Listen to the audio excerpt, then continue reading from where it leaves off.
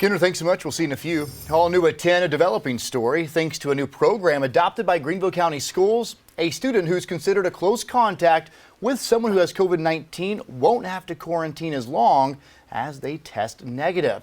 The whole idea is to prevent kids from missing any more school than needed. Fox Carolina's Matt Kofak spoke with the school district today and parents. He joins us live in Greenville with more. Yeah, Cody, Tori, this announcement from the district about the Test to Stay program comes on the heels of a special called meeting last week here at the district offices where the Board of Trustees essentially asked DHEC. They sent a letter to DHEC and the governor asking them to change the quarantine guidelines for students. Now, DHEC did not do that, but they did come up with this Test to Stay program. As you mentioned, there are some conditions involved, but school leaders hope it will have the same desired effect. Can take it from what now could be 5 to 10 days down to 0 days. GCS Superintendent Dr. Burke Royster says a new Test to Stay plan will allow students to return to the classroom immediately after a COVID exposure, as long as they are asymptomatic and wear a mask. They would then test on day 5. As long as that test doesn't return a positive, then they stay on and go. The student will continue wearing a mask until day 10 under the new system.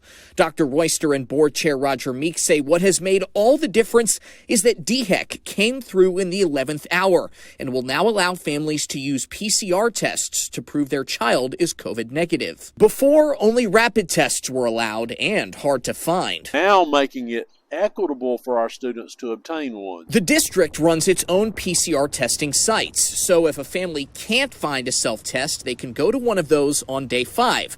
Dr. Royster added, and we believe DHEC is going to provide a supply of at-home tests to the districts. We don't yet have that, though. Of course, with any change comes some hesitancy. At first, I had questions about it because I thought, well, how could they send kids back to school if they haven't been tested? Parents like Cherish Benton say they ultimately think this is a good thing as long as families sending their kids back make them take the proper precautions.